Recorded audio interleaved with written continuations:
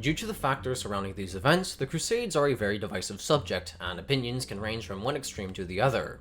Some say they are nothing more than pointless adventures that killed thousands of innocent people, while others argue that they are necessary for the defense of Christianity.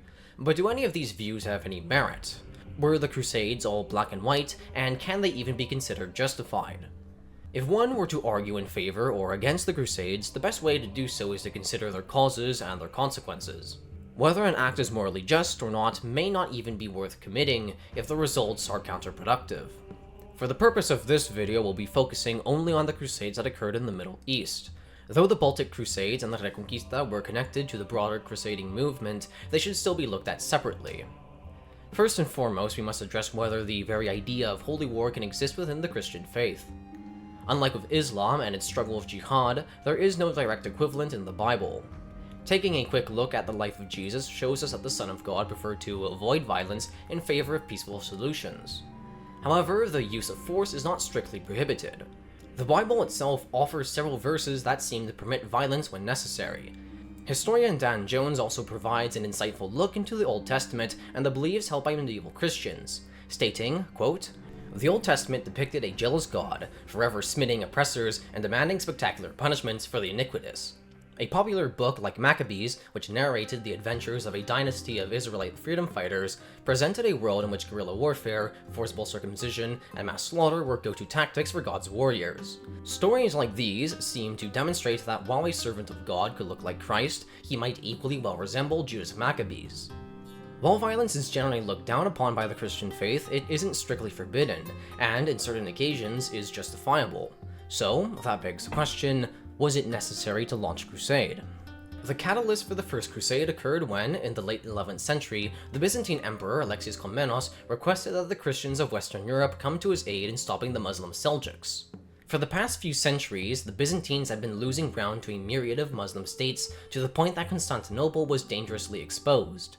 In his letters written to his Western brethren, he describes the horrific persecution of Christians in Anatolia, arguing that their fate depended on the actions of the Christian community as a whole. But was this actually true? It's hard to confirm the extent of Christian persecution at the hands of Muslims in the Mid-East. Accounts by both sides are extremely biased and contradictory. While large massacres had occurred the centuries prior, there was nothing akin to ethnic cleansing or widespread oppression by the eve of the First Crusade, nor was Mideastern Islam on the brink of initiating a grand offensive against Europe. However, it can be argued that the former Christian subjects of Byzantium were better off being ruled by other Christians rather than Muslims. There always existed a possibility that their Muslim rulers, or simply just an angry mob, could decide not to tolerate them and enact violence. A minor thing to note is that non-Muslims were required to pay a tax called the jizya, in exchange for protection and religious freedom.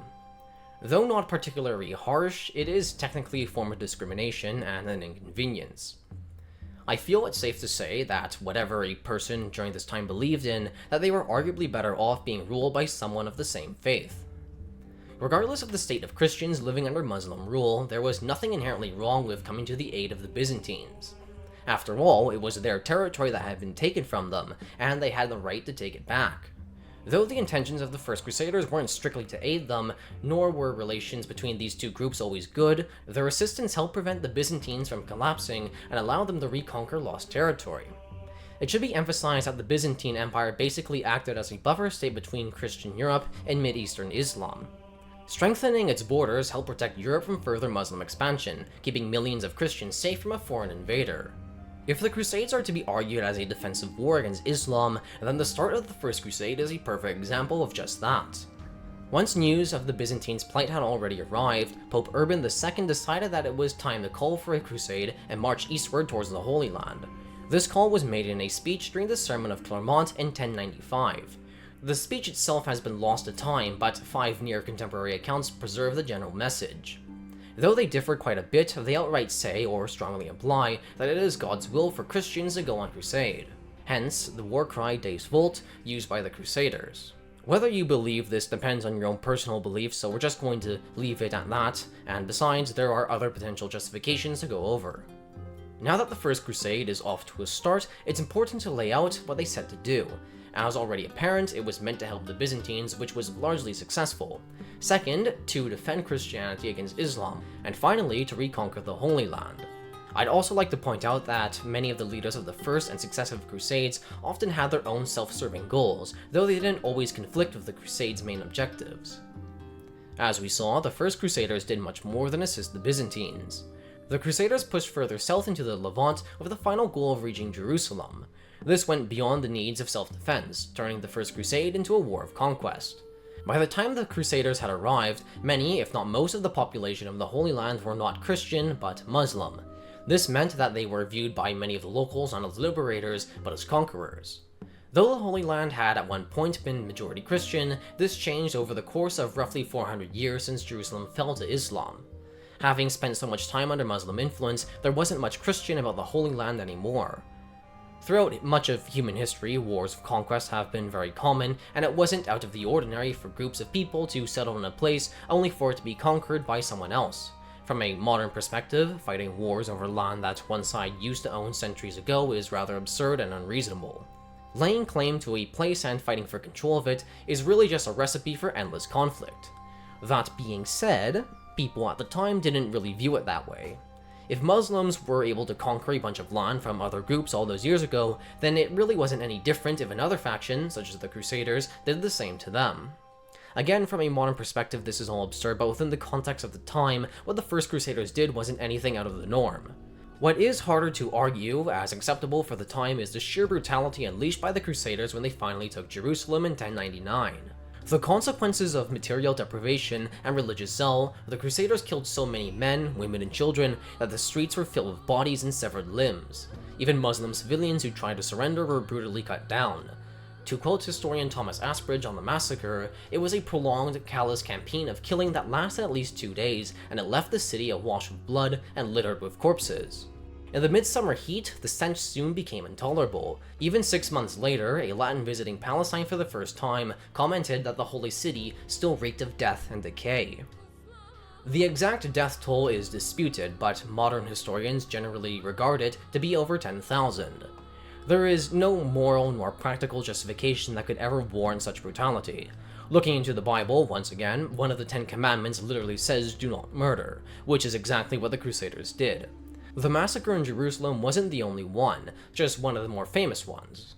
Many innocents lost their lives during the Crusades, and it's important to take that into consideration if we were to justify this whole endeavor. From this point onwards, the Crusades in the Holy Land went from offensive to defensive. Expeditions such as the Second Crusade and the Third Crusade were in response to the fall of Edessa and later Jerusalem to prevent the collapse of the Crusader states. The same could not be said about the Fourth. In 1198 and 1199, Pope Innocent III began laying the groundwork for a new crusade to reconquer Jerusalem, in which he recruited the help of the Italian city-state of Venice.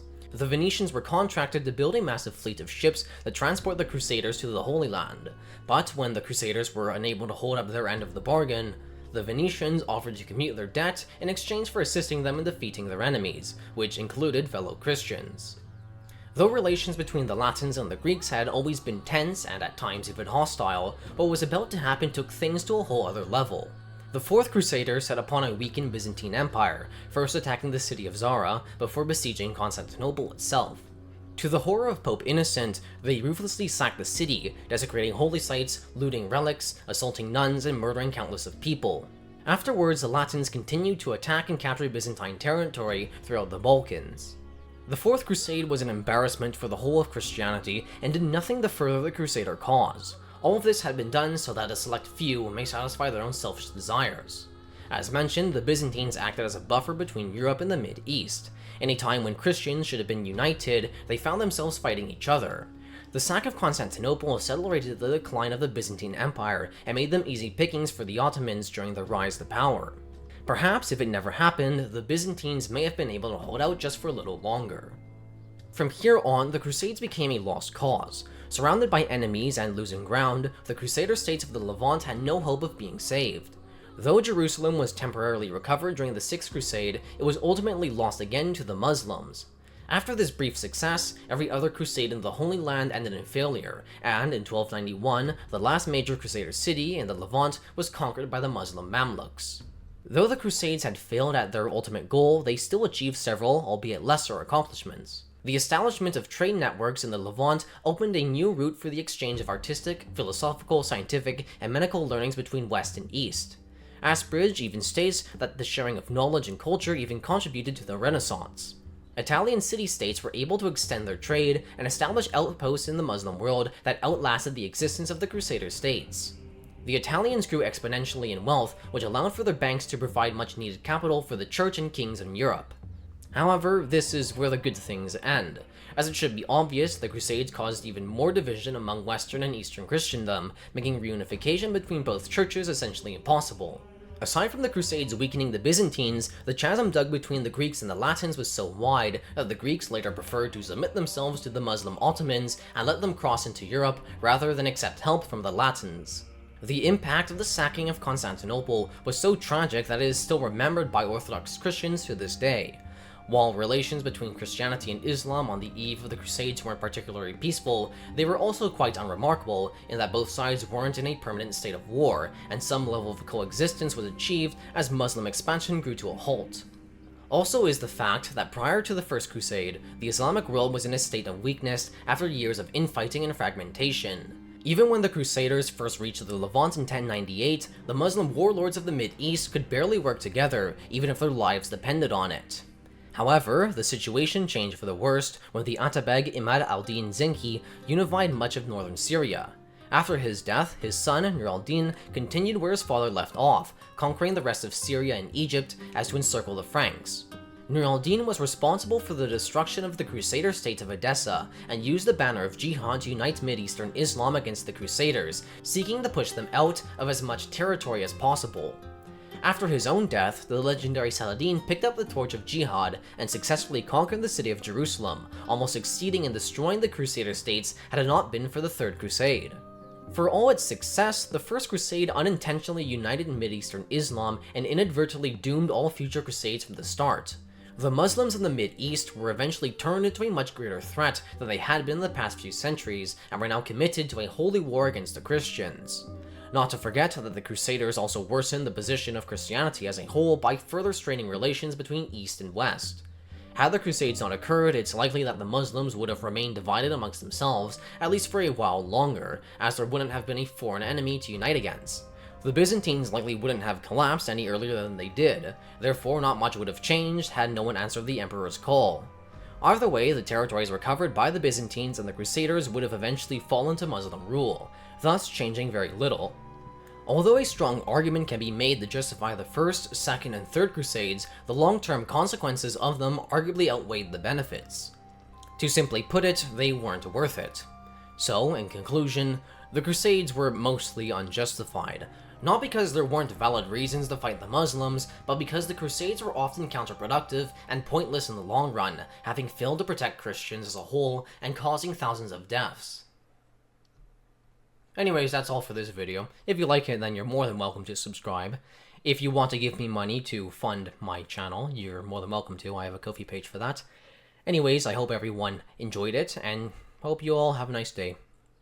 Bye-bye. Son, have you been reading heresy recently? Unacceptable.